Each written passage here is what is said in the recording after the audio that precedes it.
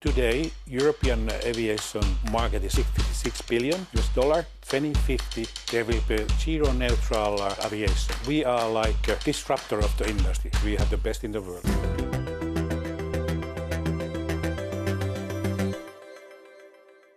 Hello and welcome to The Big Question, the series from Euronews where we dive deep into the world of business. And today I'm joined by the CEO of crescer, Matti Livonen. It's a pleasure to have you with us on the show. Thank you very much for joining us. Great to be here. First of all, Matti, let's start with the basics. Can you explain to us exactly what crescer does? So we are producing renewable fuels, sustainable aviation fuel, renewable diesel for road transport, and the chemical industry from sustainable feedstock. And what we are very proud because we have developed the whole technology. So even we produce, we are also the technology company. In simple terms then for our audience, Matti, how do you turn waste into sustainable aviation fuel? We are turning 100% waste, non-edible waste, to renewable diesel and sustainable aviation fuel. So the process is the same as in a fossil side, but instead of fossil fuel,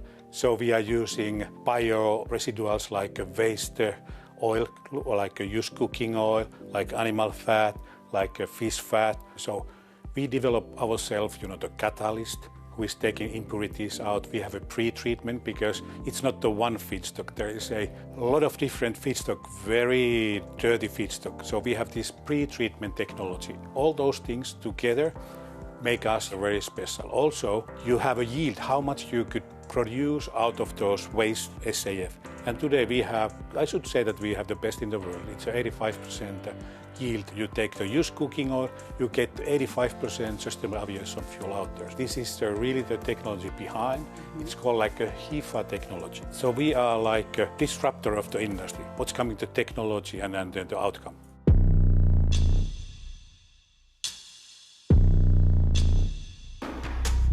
If we compare it, what you're doing, to traditional jet fuel at the moment, can you give us some examples of how big is the emission saving? If you take the normal jet fuel, that's a carbon. You release the carbon when you're producing and you burn it that in the engine. In our case, so we are taking the biomass, that it's there, so it will save like up to 90% of greenhouse gas emission. And that's a big thing, 90%. So compare the normal jet fuel is burning and releasing, the carbon to the emission. And at the moment, Matti, as well, what's your current production capacity? Today we are producing like 770,000 tons per year.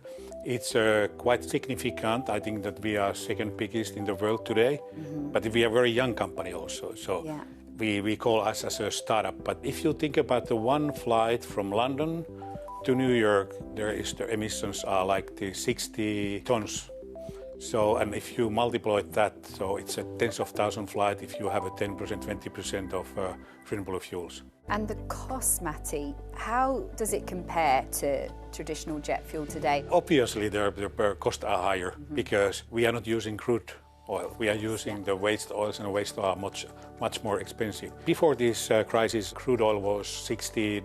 Now it's over 100. Yes. It means that also the jet fuel was like $750, and now it's $1,500. So it's a double. The renewable fuels, like a sustainable aviation fuel, it has increased from this same period like 30%.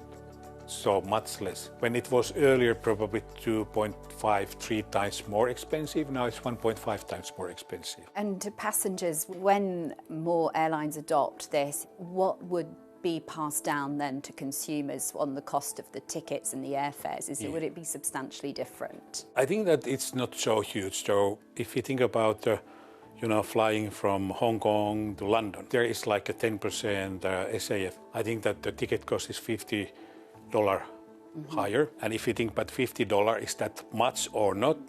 It's probably not. And I think that we should all, as an individual, we should take the responsibility also for that. Because if I ask airlines that what is your biggest risk, they all say that it's climate change. It's not today, but when there is more hazardous weather and other, so people are not traveling. So I think that it's a common call that what we should decarbonize the aviation, but also the other transport. So it's really the climate change question. But also it's the security of supply.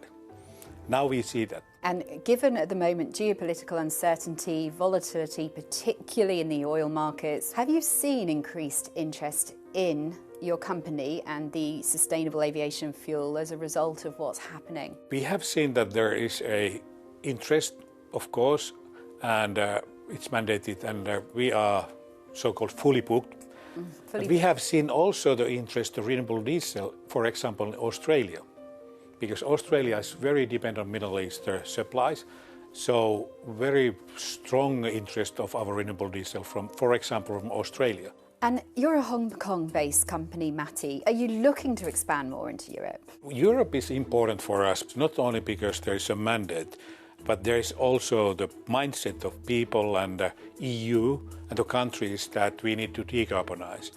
And I think that it will be the competitive edge to Europeans. And we are looking actively, so could we have, the production facilities in the Europe? But as you know, there is things that European Union should also think about. How you could speed up, the permitting things and other. And it's not only our industry, it's all industries, what I'm worried about. Yes, permitting is certainly one of those challenges. And finally, Matti, what does aviation contribute to the EU economy and how important is it to protect that while making it more sustainable? 2025, the total addressable market was for these two products, sustainable aviation fuel and renewable diesel, was like $35 billion. 2030, it will be 107 billion. So growth per year is huge. That's why we are there, because we have a good technology. We will help the airlines to decarbonize, because IATA also, their target is 2050. There will be zero neutral aviation. Today, European aviation market is like $56 billion. 2030, it's over 100 billion. So there is a huge growth also. The growth coming that there's more passenger, not only in Europe, from Europe to somewhere. And I think that airlines should also understand that, as I mentioned, climate change is important. People are very conscious today how they spend their money. Do they feel that it's good for the climate and of course for the economy? Together we can work to make it more cleaner, decarbonize, and that's what EcoShare is doing, working together with the airlines, with the EU, with other countries to make it more affordable and the best way to decarbonize. Matti, thank you very much for sharing your insights and joining us on the show. It's been an absolute pleasure. Thank you. Thank you very much.